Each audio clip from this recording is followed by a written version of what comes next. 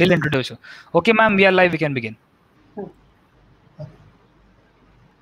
Welcome everyone on behalf of ISAR and Zydus Gynac Division. We present to you today Dr. Padmarekha Jirge. She has done her MRCOG and also she has done her clinical research fellowship in ARD. Presently, Dr. Jirge is the deputy editor of ISAR and executive vice chairman of MSR. Dr. Jirge has her IVF center called Shushrut Assisted Conception Clinic at Kolhapur, where she has fellowship through ICOG. Most important part is that today's topic, the enigma of genital tuberculosis and infertility, is very close to Dr. Padmarekha Jirge, and she has got number of publications on the same topic. Hence, we selected Dr. Jirge to cover this topic, important topic to us. So, Dr. Jirge, you can start. Thank you, Dr. Ganda. A warm welcome to everybody, and I'd like to thank ISAR President Dr. Prakash Trivedi and Secretary Dr. Kedar Gandla for providing this platform of education for all the members of ISAR and beyond. And of course, for Zydus Pharmaceutical for making this possible, and DocMode for providing this platform. So as Dr. Gandla said, this afternoon we will address the issue of age-old enigma of genital tuberculosis and how it continues to be an enigma and how we can unravel it, at least as far as female infertility is concerned.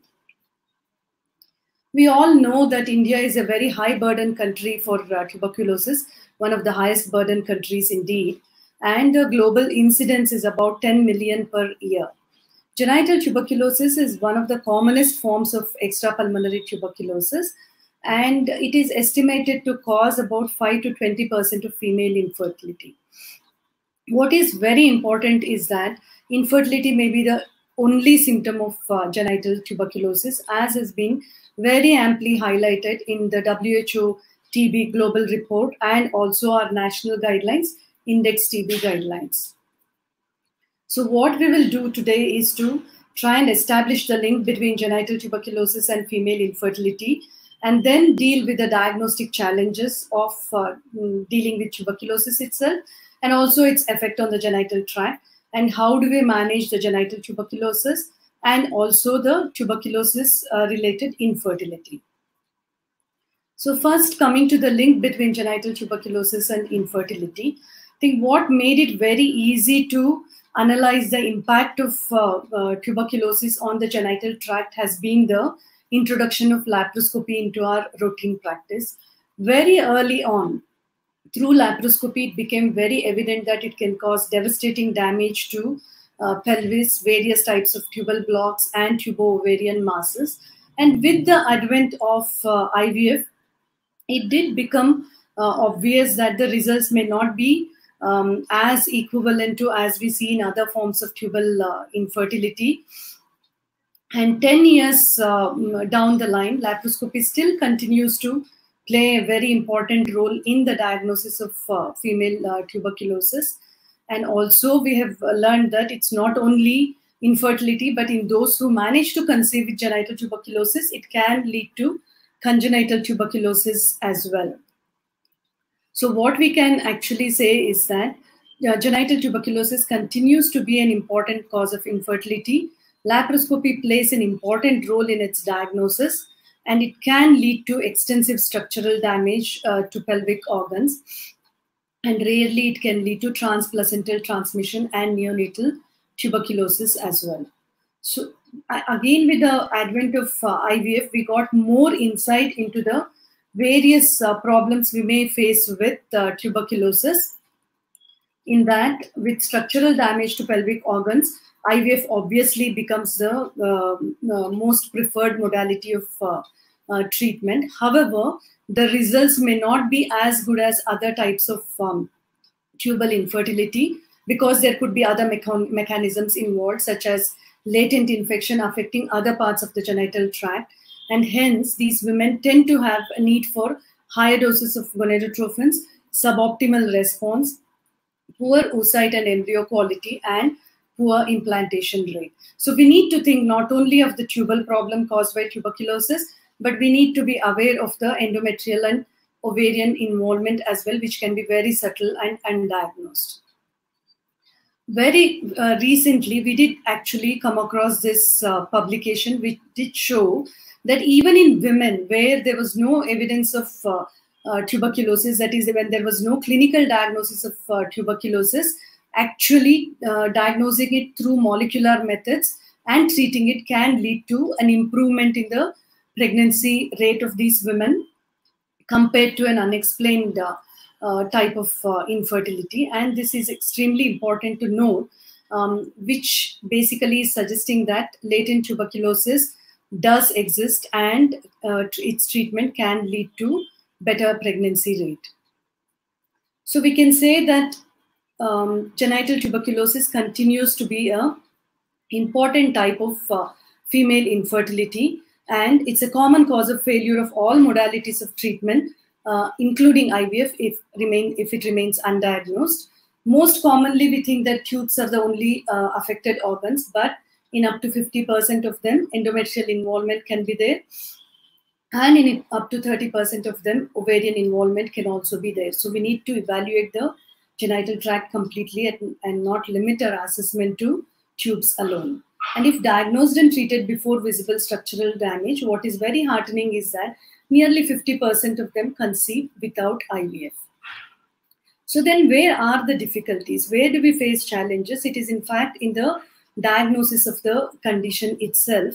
The challenges are twofold, because this tuberculosis of the genital tract is a paucibacillary condition, and really we cannot take biopsies from many of the organs of genital tract, that is fallopian tube and ovaries, because of risk of damage to the structural damage to these organs. So we limit the assessment to endometrial biopsy, where the amount of tissue available could be very limited, and we may miss a focal area of infection because we can't really be taking targeted biopsies, and many times the disease is not visible on endoscopic assessment. The other aspect is that of latent genital tuberculosis. This is something we need to understand, that nearly 1/3 of the global population has latent tuberculosis. And what is important with this latent tuberculosis is that 5 to 10% of them convert to active tuberculosis, usually within the first 5 years of infection. And those who have those who are immunocompromised, there can be an accelerated conversion to active tuberculosis. And of course, genital tract, as we know, because of its vascularity, hormonally rich environment, and many occasions with altered local immunity, such as in cases of endometriosis and unexplained infertility, provides a very good receptive environment for hosting the latent tuberculosis. Also, one of the important properties of Mycobacterium tuberculosis, when it becomes a latent infection, it loses the ability to be detected through culture. So most of the conventional modalities may not diagnose this condition.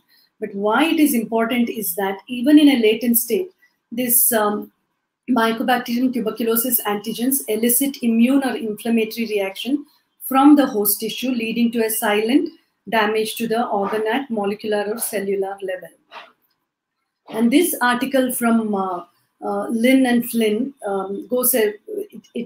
elaborates very beautifully the entire spectrum of tuberculosis, from latent to subclinical to active tuberculosis, and how there is a very delicate balance between pro-inflammatory and anti-inflammatory cytokines, and slightest tipping of this balance can lead to activation of the disease.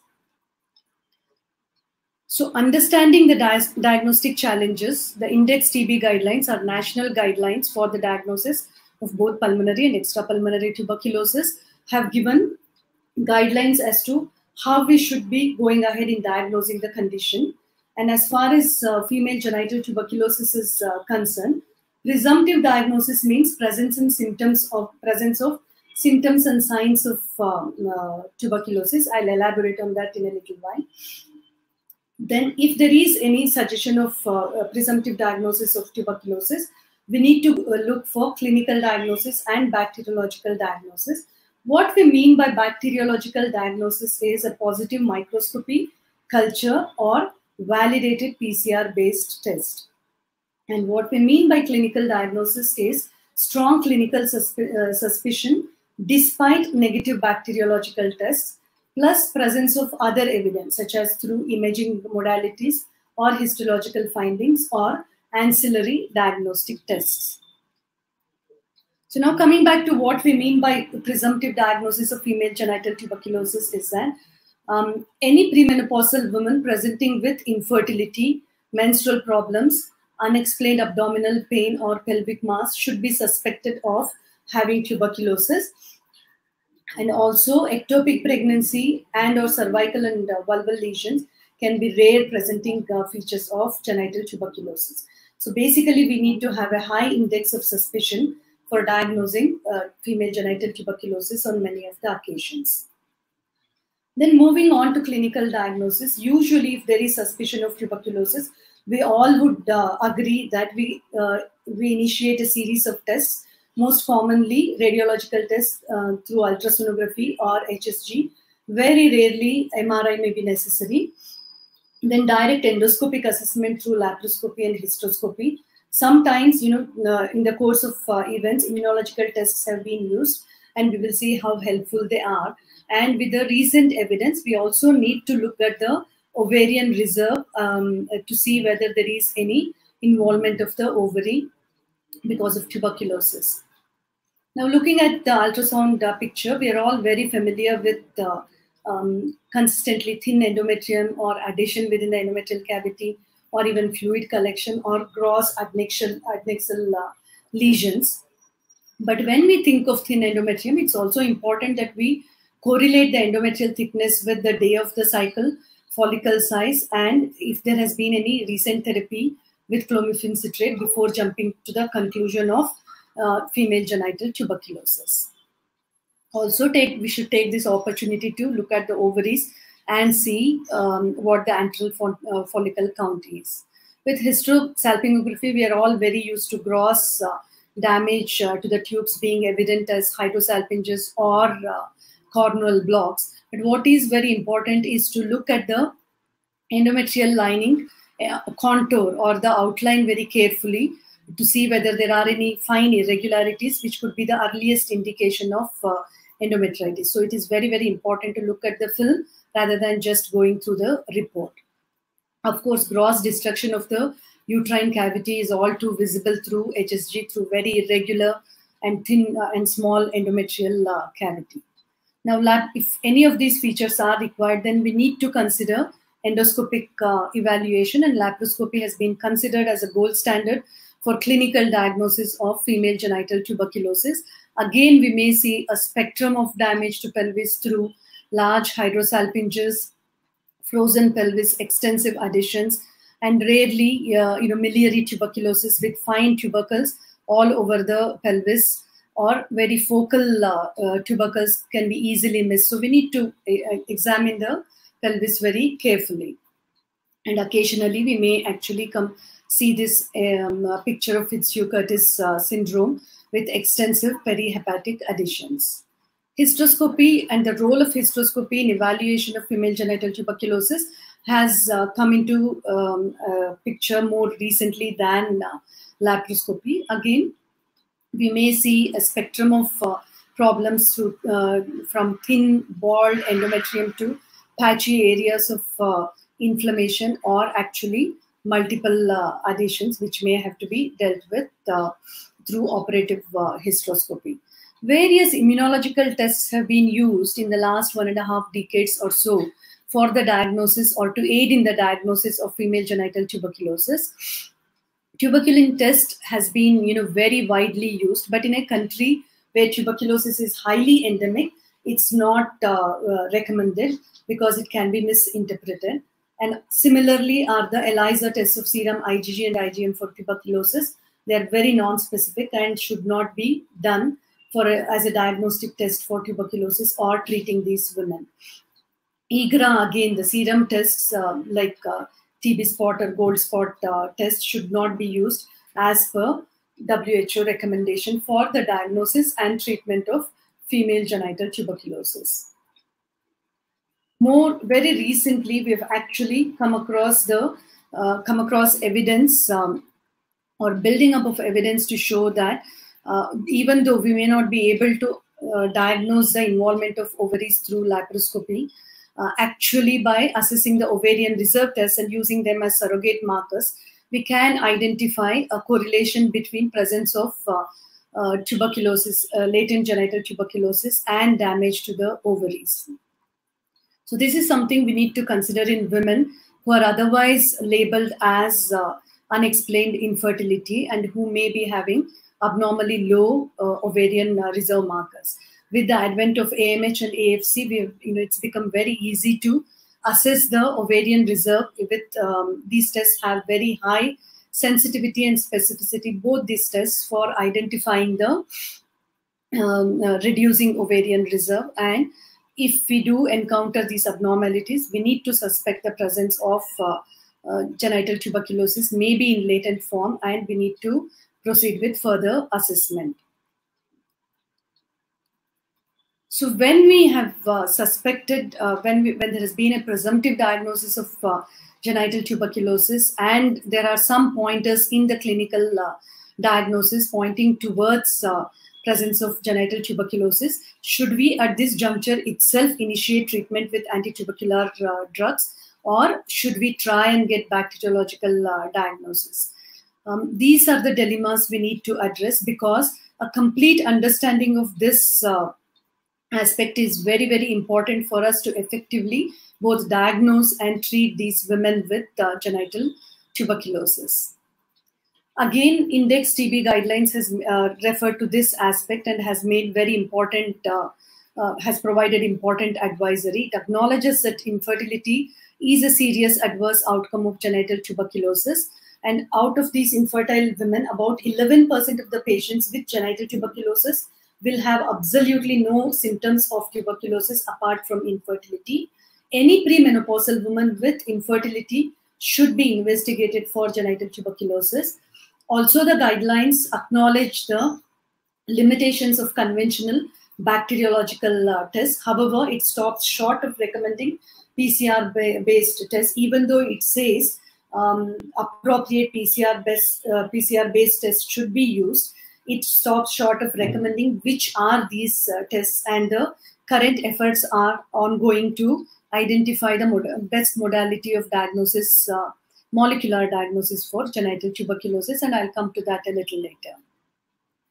So quickly going through bacteriological diagnosis, the conventional forms of smear with AFB staining, histopathology will hardly ever diagnose tuberculosis as far as female genital tuberculosis is concerned, because it is a possibacillary condition, and these diagnostic modalities require a high bacterial load.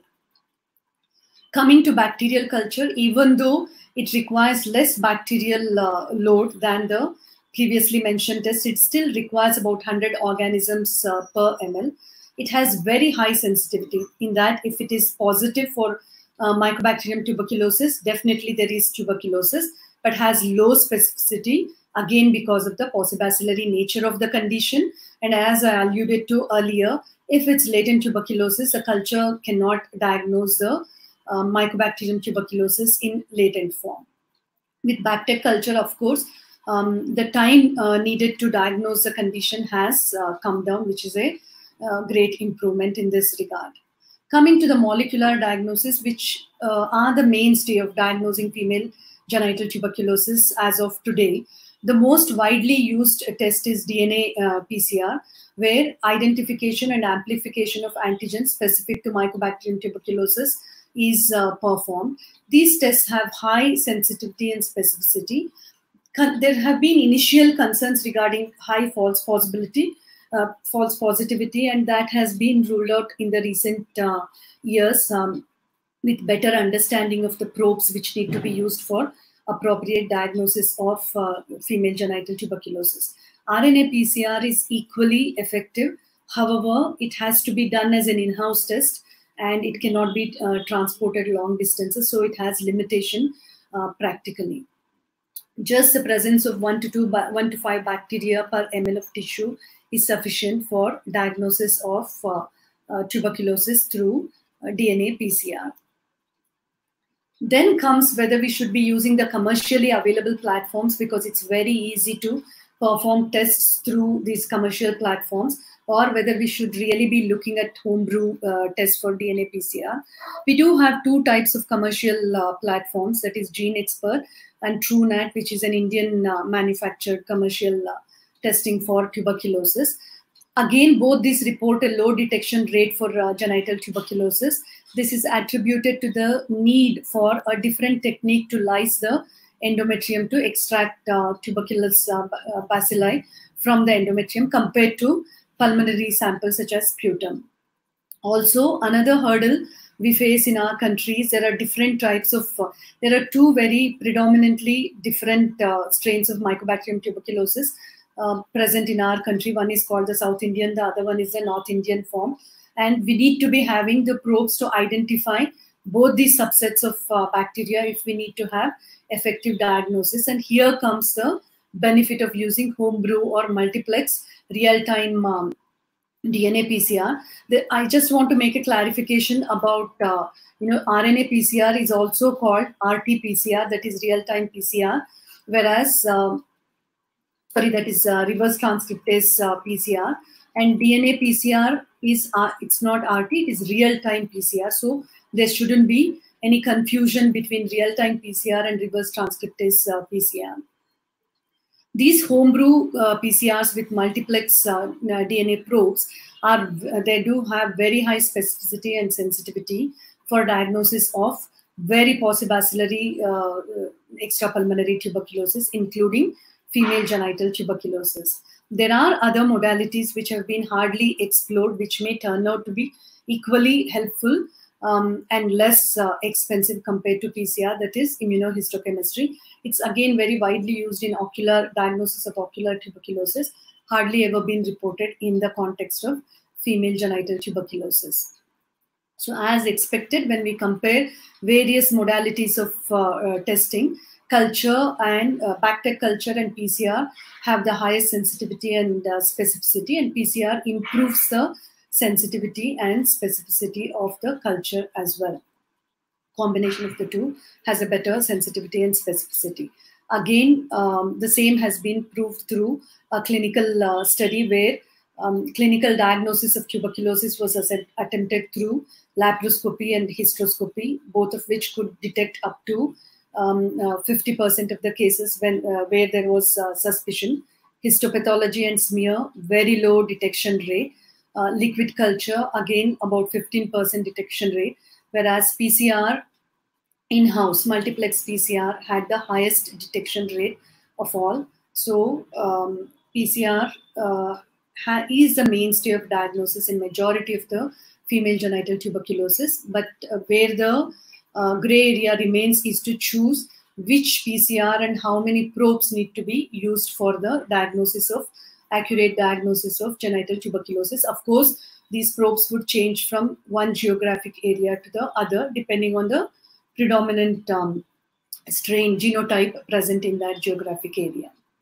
Once the diagnosis is made, the treatment has to encompass treatment of the tuberculosis itself, restoration of pelvic anatomy, and restoration of fertility, and all these things, all these three aspects have to be addressed together while counseling the couple. It's extremely important to counsel the couple regarding the importance of treating tuberculosis, compliance with treatment protocol, and to report any of the common side effects, and to allay their anxieties as far as transmissibility of the condition is concerned. Also, to encourage them to take advantage of multidisciplinary approach, help of a pulmonologist, inputs from pulmonologists for the treatment are very, very essential and goes a long way in allaying their anxieties. And also they need to be made aware that it is the treatment of tuberculosis is on a national program within our country, and every case diagnosed will be reported, and they will be contacted by government authorities to confirm that they have been put on the national portal, and they do receive certain kind of monetary benefits and also free medication. So it, especially in private practice, it can cause a little bit of confusion for these patients to receive a phone call from a government official. So they do feel worried about breach of confidentiality. So it's best to counsel them regarding what is going to happen once the diagnosis is made, so that they do not become too worked up about receiving a phone call from somebody totally unknown to them. So what about treatment? It is extremely important that the standard treatment for female genital tuberculosis is what we call as standard antitubercular therapy, which means that intensive phase of 2 months where they receive 4-drug combination, that is INH, rifampicin, pyrazinamide and ethambutol. Based on the weight of the dose will be based on the weight of the individual. These 2 months of intensive therapy is to be followed up with continuation phase with daily medications, 3 medications, that is INH, rifampicin and ethambutol for a duration of 4 months. So the total duration of treatment is for 6 months. We all know of instances where people have been treated anywhere from 1 month to 2 years, and they've been put on either 1 drug or 2 drugs or 3 drugs. There doesn't appear to be any kind of rationality as to how they are being treated. So it is extremely important that they are provided with a standard antitubercular treatment for the stipulated duration of treatment. While they are put on these medications, initially it is very important to follow them up closely for certain important and common side effects. The most common side effects are nausea and vomiting due to gastritis. Some of them may experience fever and skin rash. All these tend to settle down within 8 to 10 days time under close supervision. Liver toxicity is something we are all very concerned about, which can present with severe abdominal pain, vomiting and jaundice. Usually liver toxicity is diagnosed when the liver enzymes are increased beyond 3 times of the normal upper limits. Commonest is with INH, followed by rifampicin and pyrazinamide. Arthralgia is again another common side effect, self-limiting most of the time. Ethambutol and pyrazinamide are the drugs which can cause arthralgia. Ocular toxicity is known to be associated with ethambutol, and peripheral neuropathy with INH. So these have to be addressed. And following the intensive phase of treatment, we may consider actually offering certain surgical therapy to overcome some of the abnormalities noted, such as tubal blocks. If they are focal and corneal, easily cannulation can be done, and very often it is successful to open the corneal block. Large hydrosalpinges and fimbrial blocks may need to be attended to through either salpingectomy or through tubal clipping before proceeding to IVF after completion of antitubercular therapy. Similarly, intrauterine adhesions can be dealt with through hysteroscopic surgery very successfully. Now comes the management of infertility as well. The biggest question is, when they are on antitubercular treatment, from when should they start trying for pregnancy? Of course, we need to take into consideration age of the woman, ovarian reserve, presence or absence of any of the structural damage to uterus and tubes, which have to be attended to before they actually go on active treatment for infertility. Any previous modality of treatment they have received, and whether there are any associated factors for infertility. Simple treatment can be commenced after the intensive phase of antitubercular therapy, that is as early as the 3rd month of antitubercular therapy. It can be in the form of ovulation induction, and the number of cycles should be depending on the previous treatment they have received, and all the factors are highlighted just now. Or it can be in the form of IUI, again for up to 1 to 3 cycles, depending on what treatment they've received before, or it could be IVF. in some of the conditions where there is irreversible damage to ovaries, so that they do have a very low ovarian reserve, or they in fact have premature ovarian failure, or there is irreversible damage to uterus, we may have to offer egg donation and surrogacy respectively. So what happens when they are put through different modalities of treatment? Because as I said, many of them may have low ovarian reserve. So should we really be going ahead with IVF and egg donation straight away? But the evidence is very reassuring that despite low ovarian reserve, a good number of them, nearly 50% of them, conceive by the time they complete the antitubercular therapy with either simple ovulation induction or IUI. And the remaining people would require obviously to go ahead with IVF. And with conventional IVF, despite low ovarian reserve, a good number of them, of the people who require IVF, nearly 68 to 70% of them will achieve pregnancy with their own eggs in 1 to 3 attempts. Again, to reiterate the importance of offering IVF if it becomes necessary and not getting dissuaded by low AMH in this group of women, is that even though many of them will have lesser number of oocytes retrieved compared to other categories of women going through IVF, they do tend to have better quality embryos, and they do achieve a better pregnancy rate compared to other women with unexplained infertility, and hence there is absolutely no need to take them through egg donation straight away before offering them IVF with their own eggs. So again, looking at the chances of achieving pregnancy in these women, as I said, there is a high chance of pregnancy with simple treatment. This has been reiterated in many of the studies done in the last decade or so, which do show that when there is no structural damage, more than 50% of them achieve pregnancy with simple forms of treatment. Once they achieve pregnancy, do these women require any additional monitoring? Yes, there does appear to be an association between increased risk of PIH and small for gestational age babies. So they do require proper fetal and maternal surveillance. However, they can continue the antitubercular therapy for the stipulated duration even during pregnancy. So is there any concern about teratogenicity with the antitubercular treatment? Rifampicin does cross the placenta. Even though some animal studies have shown neural tubal defects, there is no such report in humans, so it can be continued. Ethambutol, no known teratogenicity. INH again crosses placenta but has no known teratogenicity. Pyrazinamide, again no known teratogenicity. However, manufacturers do want to avoid during pregnancy. The current advice is to consult a pulmonologist if one conceives while on pyrazinamide and follow according to their advice. So I think it's important to have an algorithm for the diagnosis and management of female genital tuberculosis.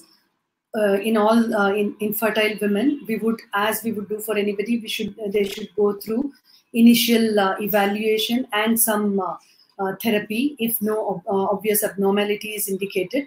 If they do not achieve pregnancy over a short course of therapy, then we have to have a presumptive diagnosis of possible female genital tuberculosis and proceed through clinical diagnosis in the form of ultrasound, X-ray or endoscopic assessment, and also take into consideration the ovarian reserve markers as well. If any of them do show possibility of tuberculosis, then we have to go ahead with bacteriological diagnosis either through histopathology, culture, and PCR. If any of them are positive, they should be treated for tuberculosis, followed by active treatment for infertility. So in summary, infertility is the most widely recognized and serious effect of this elusive condition of female genital tuberculosis.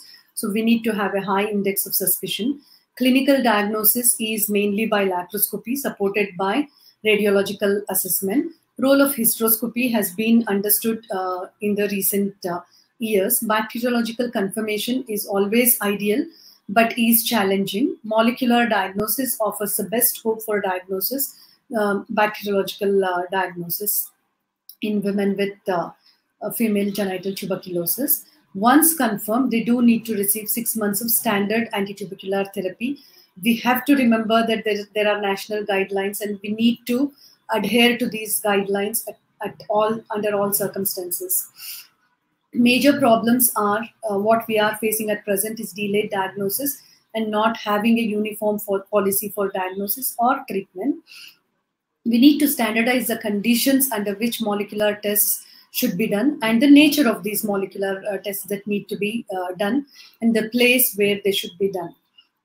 It is extremely important that early diagnosis when there is minimal or no obvious structural damage to the upper genital tract. Nearly 50% of these women conceive with simple treatment modalities for infertility. And we have to bear in mind that latent female genital tuberculosis with infertility is not a inactive form of tuberculosis, and it's not without harm, and hence it should be sought out for aggressively and treated if diagnosed. I really thank all my teammates who have done incessant work as far as female genital tuberculosis is concerned for the last 12 years, and thank you all for your patient hearing. Yeah. Hello? Yes, ma'am, you can stop the sharing now and come back to the browser. Yeah. There was Just a minute. Just a minute, doctor. She's returning back. Let you know. Yes, ma'am, come back to the browser. Yeah. Yeah, now click on stop screen. Yes, we can begin now. Yeah. okay. Can I start now? The questions. Hello, can you hear Yes, me? sir. Yes, sir. We can begin. We can begin now. So Padmareka, the first question to you is how to treat tuberculosis of the endometrium and tuberculosis of the ovary? Yeah, I think, Dr. Ganga, the important thing is to assume that we are making diagnosis most of the time using endometrial tissue, but we have to remember that it can simultaneously be affecting ovary and tubes as well, and our hands are tied as far as taking biopsies from tubes or ovaries and diagnosing it. So, as far as treatment modality is concerned, we rely on endometrial biopsy and diagnosis, and treatment for all these endometrial or ovarian tuberculosis is same. Put them through standard antitubercular therapy for 6 months. So Padmareka, your voice is breaking off in between. It's not very clear. Was that happening during the talk as well? No. Just now it happened. Okay. Now now hello. Say something. Okay. Now my question to you is, now if I am seeing a frozen pelvis, I put in a scope. It's a frozen pelvis. So if I'm doing for a hydrosalpingo clipping or something, or in a frozen pelvis, should we start recommending that they should take a biopsy of the damaged tissue and send it for culture and PCR? Because we always rely on the endometrium, which gives 50% of the time with tuberculosis, and the tubes are affected in about 80%. So would you recommend something like that? Or if we do see active lesion like tubercles or granulomas, which are very, very rare, we should try and take biopsy in addition to endometrial biopsy, because of all the other tissues. Even though endometrial tissue itself is limited in amount, it is more in abundance compared to all these other tissues. Some people have also tried taking the peritoneal fluid, if it is visible, and send it for bacteriological confirmation. They all have detection rate varying from 30 to 50%. So compared to all these tissues, endometrium is the one which provides the highest detection rate. Okay. Now, there is a question from Bombay. Dr. Anju Hazare is asking, multiplex PCR is it tested in endometrial biopsy specimens, and is it readily available? Hi, Anju. Yeah. Multiplex PCR is very much used for diagnosis of genital tuberculosis and female genital tuberculosis, and it's very easily applied to endometrium. There have been various centers, I mean, Hyderabad, Chennai, Bombay, various centers, ICMR associated centers who use this. We have to specifically, there are two things we need to consider. What is the predominant strain of Mycobacterium tuberculosis present in that geographic area? And accordingly, we need to involve microbiologists to go ahead with the multiplex, suitable multiplex DNA testing. I mean, it's not a standard, multiplex DNA is not a set of specified DNA pools. They have to be home brewed. They have to be developed to suit the needs of that geographic area. But it is easily done. Many centers in India do that. It is very easy. How do we know who makes these probes? Are the probes made in India or are they made outside India? Many of them are made in India. Some are available from China as well, but they're made in India. Many of them are. Because especially, the so-called South Indian strain, Kedar doesn't have the most commonly used, the gene which we look for most commonly in DNA PCR. That is not present in 30% of the South Indian strains. So we need to develop probes specific to the strains present in our country, and we do have. Okay. The next question is, what is the role of empirical treatment for genital tuberculosis? This is from Kolhapur, Dr. Gauri Sai Prasad. Have you encountered MDR in genital tuberculosis? Have I encountered MDR? Okay. The first question is, should we treat them empirically? I think, when we have national guidelines, it is very important that we follow one of the three methods of diagnosis. That is, if there is presumptive diagnosis, then we make an effort through clinical diagnostic modalities, that is laparoscopy, HSG, or ultrasound, and endocrine markers to see whether there is any evidence of involvement of genital tract for this genital tuberculosis. And only if these criteria are fulfilled, go for bacteriological testing, and through one of the means, either culture or PCR, we should confirm the diagnosis. If we are not able to have a bacteriological confirmation, but there is a high level of clinical suspicion, they can still be treated. The national guidelines do say that they can be treated, but we should not call it empirical. It should be based on clinical diagnosis. It should be documented as so and consented for. And they should be put on the standard ATT. As far as MDR is concerned, we have looked for rifampicin resistance, and so far no. Okay.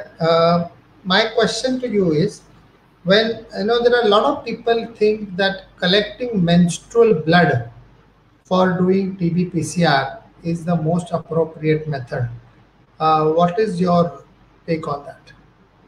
Yes, I think there have been certain studies as well, and it appears a very easy way out. Collect the menstrual blood and send it for testing, but it has very low sensitivity and specificity for diagnosing tuberculosis. We need some amount of tissue. So the ideal thing is to do biopsy. When we are doing an outpatient biopsy, it is usually in the luteal phase. But it's not published data, but in our center, when we are doing laparoscopy for the first time, and if we are suspecting tuberculosis, we do take the biopsies at that time. And so laparoscopy is usually done around day 10 of the cycle. We have not found any difference in the pickup rate between follicular phase biopsy and luteal phase biopsy. Okay. The next question is homebrew PCR available in the name of what and by which company? is there any role of TB Gold in the situation where home brew is negative but clinically suggestive? This is from Chennai. The question is from Chennai. Yeah, home brew, as name suggests, it is something we developed in our own laboratory. When we have a PCR platform and when we are doing DNA, which we are using for DNA PCR testing, it is just combination of 2 to 3 gene codes which are very specific for the phenotype of the common mycobacterium strains we see in our geographic area. Microbiologists can actually develop these home brews for different Padmarika, have you changed any system of yours? Because your voice is, like, it's like you are very close to the microphone. The air puff is hitting it. I don't know what is happening. I don't know. The voice is coming cracking. Now, can you start talking again? Can you hear me now? Is this okay? Yeah, this is okay. Now, can you repeat the answer again? Home brew is something which the microbiological lab develops within the lab. We just have to purchase the necessary probes, and it is a simple way of testing. So, I'm not sure which lab in Chennai does, but I know that there is a lab in Chennai which does test for specifically this South Indian strain. So it is not something we have to pick up the available probes and create our own home. That is what is meant by multiplex DNA PCR. So the labs which do PCR routinely can create this combination. Okay. There was another question. Another question was TB Gold. TB Gold. Yeah. TB Gold should not be used for the diagnosis of genital tuberculosis. It should never be done in the context of genital tuberculosis. Can you elaborate what is TB Gold test? Oh, it's an interferon gamma test. It's a serological test to look for the immune reaction that is happening and identification, indirect serological identification of presence of Mycobacterium tuberculosis. But it's very important for female genital tuberculosis that either we have a clinical diagnosis through radiological assessment or endoscopic assessment, or as I have suggested, involvement of ovarian reserve markers, plus or minus having a bacteriological diagnosis. We should not rely on any serological testing, especially in a high burden country like ours. TB Gold is very useful for countries where there is very low burden of tuberculosis. That is helpful for screening migrant populations. Like in a very low burden country, there is a section of high burden migrants from high burden countries. TB Gold is traditionally used for screening these population, and if they test positive, then they are subjected to other tests to rule out tuberculosis. But it's not for a country like ours. So, are there any tests which have been studied for something like interleukins or cytokines are getting affected because of tuberculosis infection per se, and especially in genital tuberculosis, because we have interplay of cytokines and things for implantation. So, have any research going on in this area? Yes, there are certain types of CD4 lymphocytes and certain interleukins, interleukin 6 and many other interleukins have been tested. But the problem is, as I said, it's a spectrum of disease, and the kind of interleukins or cytokines which are produced varies from latent tuberculosis to subclinical tuberculosis to clinical tuberculosis. So if we test for one set of them and they turn out to be negative, it doesn't mean that the person doesn't have tuberculosis at some other belonging to some other part of the skin. That is the difficulty in using this inflammation marker. Okay. Another question is, say you correlated between the tuberculosis and the ovarian reserve. You found that the ovarian reserve was less in these patients.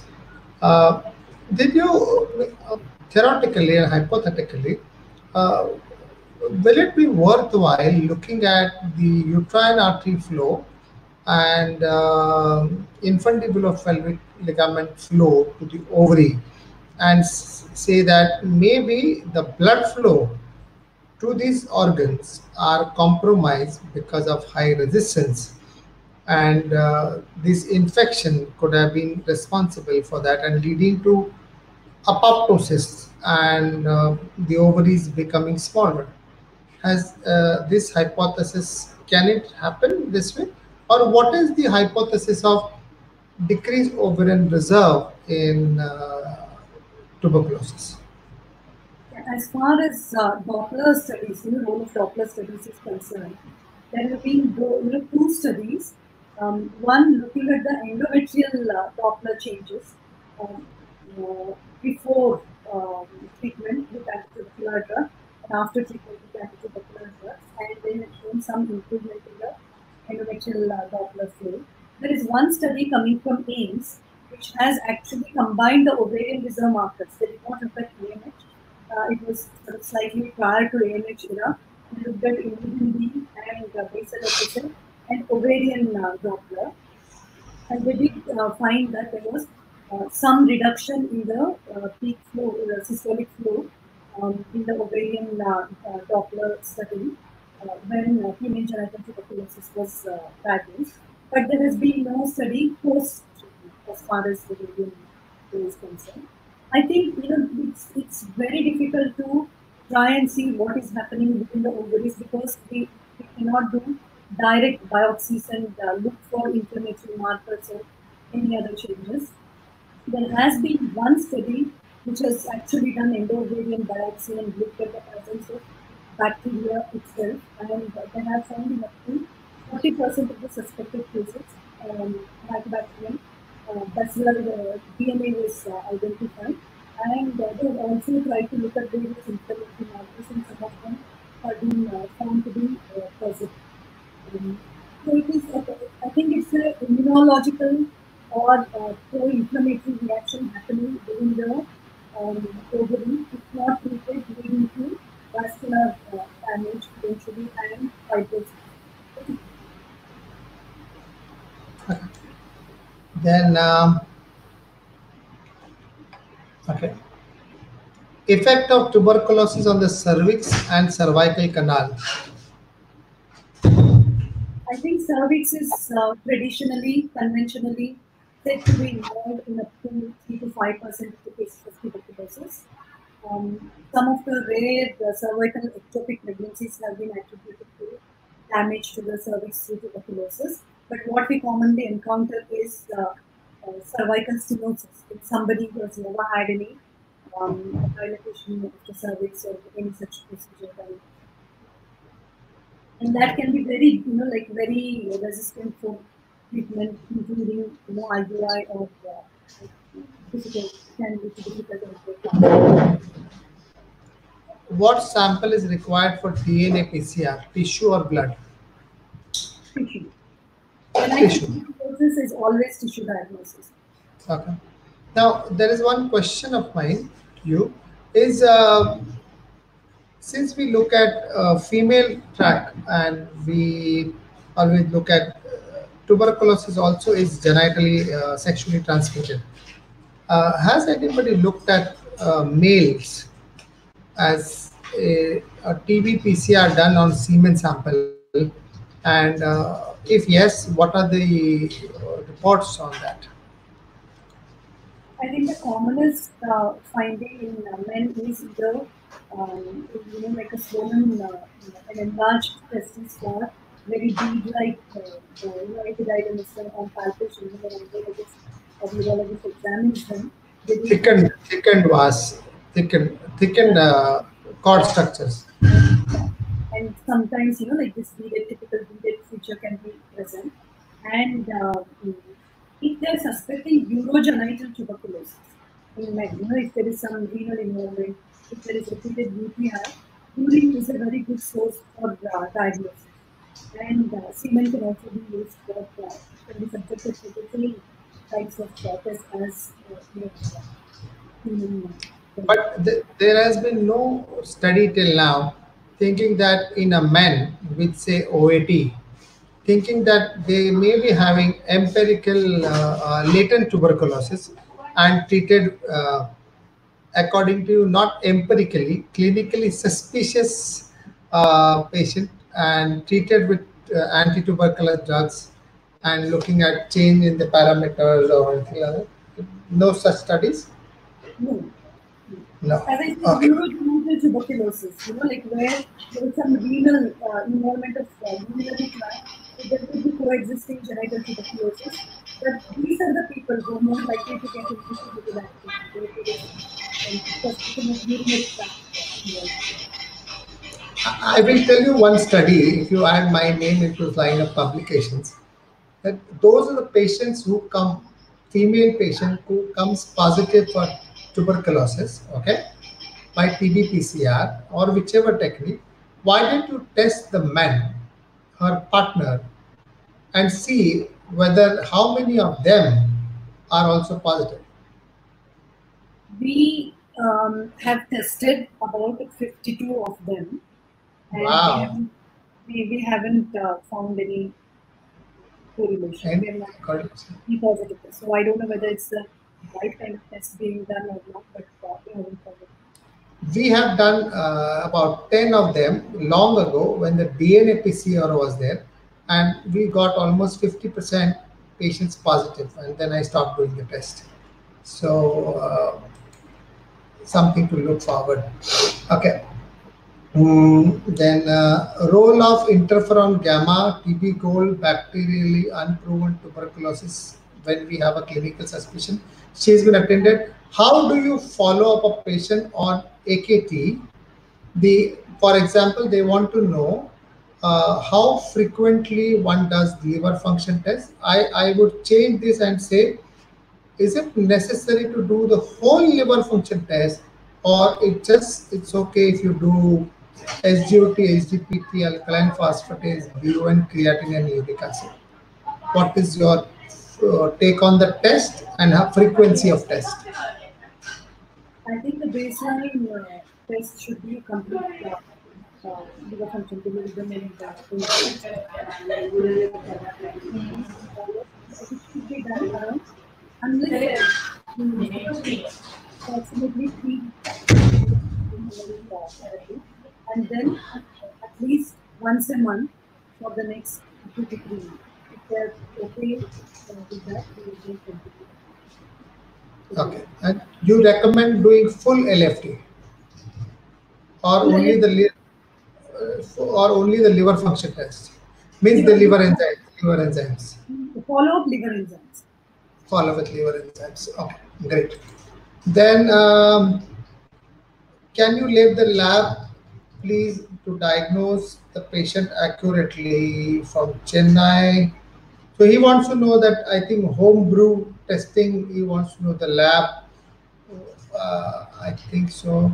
Then how should we investigate a tubal patency in a case of, in a patient with known or suspected genital tuberculosis? What percentage of infertility patients with no menstrual symptom turned out to be TB on investigation in our country?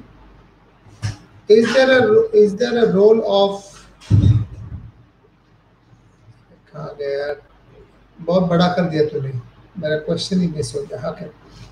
Okay, is there a role of trial AKT in a patient with suspicious tuberculosis but could be through? Okay, so basically, how do you test the tubal patency when you are suspecting a patient of genital tuberculosis? What percentage of patients with no menstrual symptoms, so no hypomenorrhea or hypermenorrhea, turned out to be TB positive in our country? And is there a role of anti-tuberculous drug? So trial of anti-tuberculous drugs. Okay, so there are 3 questions. The first one is, how do we test TB patency? I think the simplest ways is on initial assessment, the ultrasound is normal, the patient doesn't have any symptoms suggestive of tuberculosis. I think the first and foremost test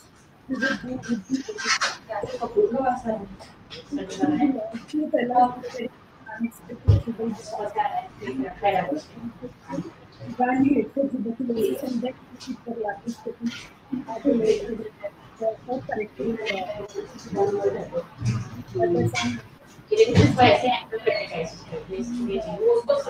Padmarika, come closer to the computer, please. Now say. History first, and if it shows any problems, investigate further for tuberculosis, confirm bacteriological diagnosis, and start the ATT, and then consider laparoscopy for unblocking the tubes at a later date. Yeah. Okay.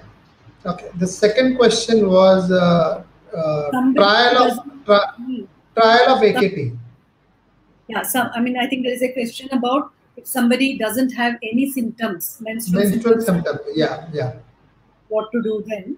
I think from various studies, anywhere between 30 to, I mean, in the context of infertility, anywhere between 30 to 50% of these may have tuberculosis if they have not responded to standard infertility treatment for reasonable length of time. So they should be investigated for tuberculosis. No empirical, no clinical trial of anti-tubercular therapy.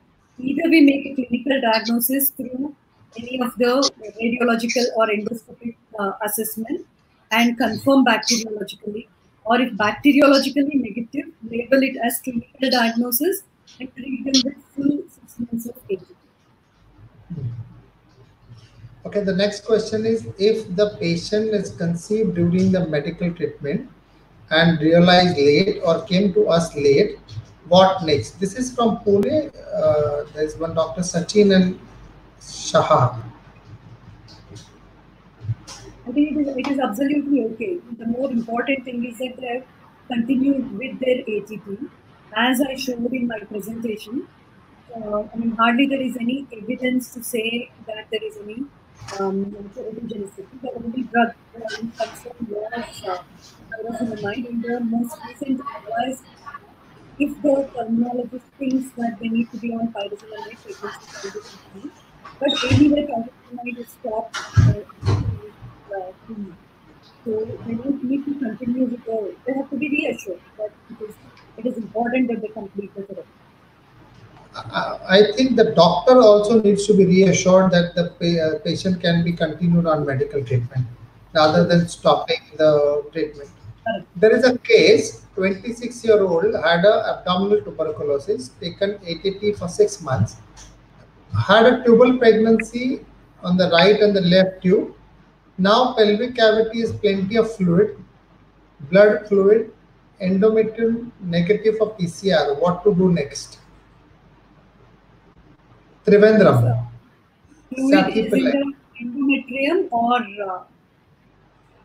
The fluid is in the endometrium. The pelvic cavity has plenty of fluid, blood and fluid in the endometrium, and the endometrium is negative for PCR. Yeah, I would just like see what test has been done as far as PCR is concerned, because many people do RNA PCR. So we have to make sure that it is a DNA PCR, and also culture should be done. And if there is a lot of fluid, that can be sent for culture. There is one another good source to identify bacteria. And this is a situation where on histoscopic assessment, if there are no additions and there appears to be some amount of endometrium, functioning endometrium present, it is absolutely okay to try and label this as clinical diagnosis of tuberculosis and put them on standard ATP and follow them up. But we have to be aware that in these kind of scenarios, the endometrium could be irreversibly damaged, and eventually they may require surgery. Okay. So the answer to this question is Dr. Sati Pillai is our president of Kerala Society, Trivandrum. Sometimes we get, next question, sometimes we get a report saying that atypical mycobacterium in the culture, what kind of treatment and regime will it vary? The general consensus is that unless it is Mycobacterium bovis, we should not be continuing. Okay. So what do you give? What treatment do you give? We just carry on with treatment. What you carry on? You know, your voice is breaking, Padmareka. What I don't know. Suddenly, after the lecture, your voice has started breaking. No. What did you say? If there's a bovine tuberculosis, you don't treat it. If it's Mycobacterium bovis, it needs to be treated. But Okay. if it's not Mycobacterium bovis, there are some 6 to 7 other types of Mycobacteria which can be present almost as commensals, and they do not merit any treatment. Okay. Now there is a big question. Try and understand. So, can anti-tuberculosis drug started on clinical suspicion and on HSG finding alone? My experience, bilateral hydrosalping with low ovarian reserve. They have done a tubal disconnection by bacteriological test for TB endometrium, including PCR when negative. Good endometrial thickness followed by an embryo transfer with donor oocyte, pregnancy positive. Patient unfortunately miscarried at 16 weeks, cervical length normal. Post miscarriage, 15 days, patient had ascites, SOB present. I don't know what is SOB. Evaluated ascitic fluid, TB abdomen diagnosed. Probably latent tuberculosis activated in immune suppressed state like pregnancy. So could this have been prevented by empirical AKT given? If so, on what ground in this case, and what are the exact clinical features to diagnose? This is from Guntur. Yeah, I think when we talk about Yes. when we talk about presumed diagnosis of tuberculosis or clinical diagnosis of tuberculosis, here we had hydrosalpinase both suggestive of tuberculosis. Hydrosalpinase was such that I think should be taken could have been treated with clinical suspicion. I'm very wary of like setting very low standards for putting anybody and everybody on the suspicion of tuberculosis. I think we have to it's very easy retrospectively to say that I could have done this. But I think from clinician's perspective, once we have taken all the steps to identify tuberculosis and it will come negative, and we have gone ahead with the right kind of treatment. We have done the patient a date. At least pasta nahi Hello. Padmareka, we can't hear you now. Padmareka, can you use this? Can you use this? They told me not to use it. No, I think this would be better. I'm using for every seminar. Somehow your voice is cutting through. We can't hear you. Can you hear me now? Yes, much loud and better. See now. Okay. Yeah. See what I wanted to say was, yes, there was grounds for clinical suspicion of tuberculosis, and the clinician did try to evaluate it through PCR. I think it is important that we have a composite type of testing, that we try and do a conventional testing along with PCR. Many times the PCR doesn't come positive because we haven't tested for the right kind of mycobacterial gene. So we have to review which, most of us send it to a lab and it's a commercial DNA testing that is done. That is where we need to concentrate and find out what testing is done. So I think retrospectively saying that we should have treated this patient with antitubercular therapy should not be. But definitely there is flare-up of infection post-delivery or post-miscarriage, and that is what has happened in this case. Okay. The next question is, the patient gives history of ectopic. Yeah. But the bacterial tests are negative. should we treat for tuberculosis? This is from Madhvi from Mumbai. See, if there has been a history of ectopic, rest of the pelvis looks normal, and we have investigated for tuberculosis and it is negative, we should not treat for tuberculosis, because ectopic pregnancy is a fairly common complication of pregnancy. So we shouldn't be putting everybody on treatment. Would HSG flare up the latent tuberculosis? This is from Dr. Sudha Sharma from Jhansi. Yeah. What did you say? Can it flare? Can your voice is breaking. Histosalpingogram, can a histosalpingogram flare up the latent tuberculosis? I mean, I haven't come across any reports. There is always that clinical worry that it can flare up, but I think, see, we do laparoscopies and when we have not suspected tuberculosis beforehand, just rationalizing through this question, and we do hydrotubation, and then we take the biopsy, and we do not have any flare up of the disease. So the corollary is that if we have not suspected tuberculosis and we subject somebody to hysterosalpingography, we should not be unduly worried. Okay. How do you collect a sample for genital tuberculosis? Most of the time I do an outpatient aspiration biopsy, PIPL biopsy, and we send it through sterile normal saline. So the normal saline bottle, which is open, which has to be opened just before, isn't it? Yeah. And sterile container, and in that you collect the sample and send it across. In sterile normal saline. Yeah. Hello. Yeah. Normal saline. Okay. What about dead bacilli? Sister, I told you to be quiet, no?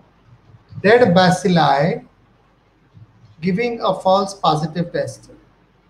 Yeah, I think in the context of genital tuberculosis, and if we are using endometrium for testing, we shouldn't really be worried about that, because it is an organ, I mean, which is a tissue which is shed very, very regularly.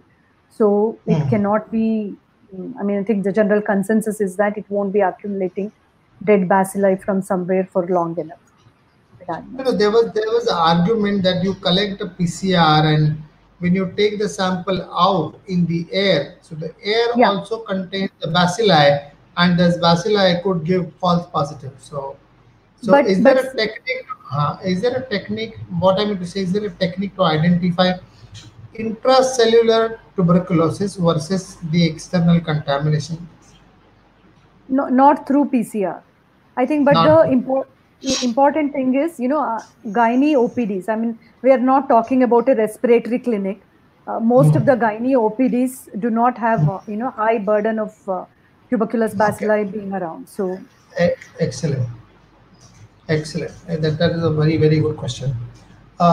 Recurrence of pyocyst after 1 year after taking AKT. What do you do the next? Recurrence of pyocyst, PYOCYST, after 1 year of taking AKT. What do you next? This is from. I mean, is that an ovarian cyst or a pyosalpinx? I can't understand. This is what it is. Yeah, I think, I mean, if it is some kind of an abscess, it should have been excised in the first instance. Okay. Fine. So that would be all questions from my side and the questions from the audience. About 450 people logged in today. So Padmareka ji, you did a wonderful job, an excellent presentation. I just wanted to take you all through on behalf of ISAR 2021. Next slide, please. We have this Dr. Sadhana Desai Endowment Fund for this eligible couple who are requiring IVF-XC treatment. Next slide. Through this fund, the eligible couple gets 50,000 rupees but it's an initiative on the behalf of clinicians. So clinician has to go to the website, ISAR website, and log on to this site, and they will get all the information. Can I have the next slide? We have one of the best journals, Journal of Human Reproduction Sciences from ISAR. It covers almost all the aspects of the infertility. Can I have the next slide? And Dr. Padmareka Jirgi and Dr. Mohan Kamath are going to be the deputy chairperson of this journal. They have about 40% viewership and very good impact factor of 1.62. So I please urge people to put in their publications in JHRS. This is about our accreditation programs of our IVF center. Now we are coming out with virtual accreditation, which is very, very easy. So nobody's going to come to your clinic. You can do through via Skype and Zoom. This is going to be valid for 3 years. Next slide. And these are your members who are going to help you in each zone. So you can contact them directly or through ISAR office and get your center accredited, because as we go on next year, main activities, clinically activities, will be relied upon your accreditation of the center, and it will also help